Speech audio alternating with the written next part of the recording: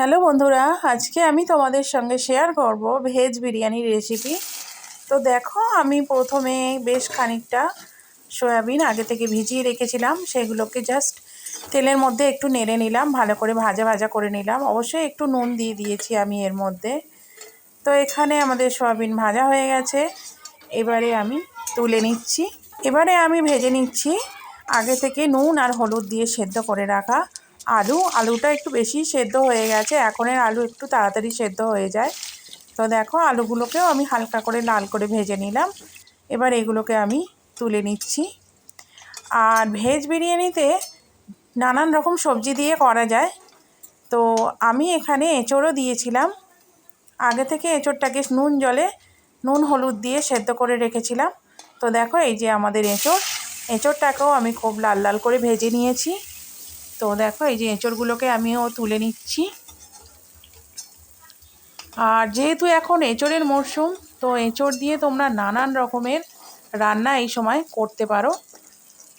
আর এই এঁচোড়টা আমাদের গাছের, আর খেতে খুবই সুস্বাদু। আলাদা করে সেদ্ধ করতে হয় না, যেহেতু আমি বিরিয়ানি করব তাই আমি একটু সেদ্ধ করে নিয়েছি।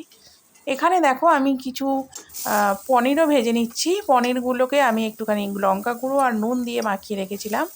তো সেগুলোকেও আমি একটু লাল লাল করে ভেজে নেব। এই যে আমাদের পনির এখানে ভাজা হয়ে গেছে, তো তুলে নিচ্ছি।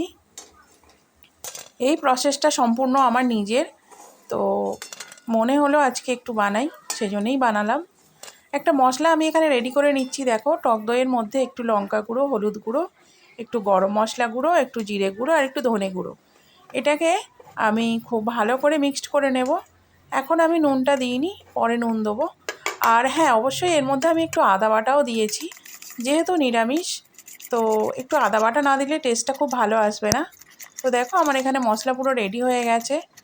আর কড়াতে একটুখানি তেল ছিল, তার মধ্যেই আমি 1 চামচ মতো একটু ঘি দিয়ে দিয়েছি। একটু তেজপাতা আর গোটা গরম মশলা অল্প করেই দিয়েছি, বেশি দিইনি। তার কারণ আমি যখন ভাতটা রান্না করেছি তার মধ্যেও অনেকটা গরম মশলা ছিল গোটা। তো তেল আর ঘিটা গরম হয়ে যেতে আমি ওর মধ্যেই মশলাটা দিয়ে দিলাম। দিয়ে মশলাটাকে আমি খুব ভালো করে নাড়াচাড়া করে নেব, কষে নেব। আর নিরামিষ বিরিয়ানি খেতে কিন্তু খুবই সুস্বাদু হয়। তো দেখো, আমি এখানে একটুখানি নুনও দিয়ে দিলাম। যেহেতু আগে থেকে সব কিছুতে নুন দেয়া আছে, তাই নুনটার পরিমাণ আমি কমই দিলাম। তো যেই মশলাটা কষা হয়ে গেল, অমনি আমি এর মধ্যে দিয়ে দিলাম পনির, এঁচোড়, আলু আর সয়াবিন। এবার এগুলো দিয়ে খুব ভালো করে আমি কষে নেব। যেহেতু এটা ভাজা, তাই বেশি সময় লাগবে না সেদ্ধ হতে। এখানে আমাদের সবজি পুরোপুরি দেখো কষা রেডি হয়ে গেছে। এবারে আমি একটা পাত্রে খানিকটা পরিমাণে জল দিয়ে একটু তেজপাতা, গোটা গরম মশলা, নুন আর একটু সাদা তেল দিয়ে দিলাম। ভালো করে জলটা ফুটে উঠতে আমি ওতে পরিমাণ মতো চাল দিয়ে দিলাম। চালটা আমি আগে থেকে ধুয়ে একটুখানি সামান্য ভিজিয়ে রেখেছিলাম। তো দেখো, ফুটে উঠতেই আমাদের রাইস পুরো রেডি হয়ে গেছে। এবার আমরা ছেঁকে নিচ্ছি। আর যার মধ্যে আমরা রাইসটা বসাবো, বিরিয়ানিটা বসাবো, সেটার মধ্যে একটুখানি প্রথমে ঘি দিয়ে দিলাম। ঘি দেওয়ার পরে একটা ভাতের লেয়ার দিলাম। তারপর যে সবজিটা আমরা কষে রেখেছি সেটাকে ভালো করে এর মধ্যে ছড়িয়ে দিলাম। আর হ্যাঁ, আমি একটা বাটিতে দুধের মধ্যে কেশর, মিঠা আতর, গোলাপ জল, কেওড়া জল সব রেডি করে রেখেছিলাম, সেটাকেও এর ওপর থেকে একটুখানি ছড়িয়ে দিলাম। দেওয়ার পর একটুখানি সামান্য বিরিয়ানি মশলাও এর মধ্যে দিয়ে দিলাম। তারপরে আরেকটা ভাতের লেয়ার করে দিয়ে আবারও আমি তার ওপর থেকে সবজি খানিকটা ছড়িয়ে দিলাম। দেখো, আমি ছড়িয়ে দিচ্ছি। তো তোমরা যদি বিরিয়ানি খেতে ভালোবাসো, সবসময় চিকেন মটন না করে মাঝে মাঝে দেখবে এরকম নিরামিষ করলেও খেতে খুব সুন্দর হয়।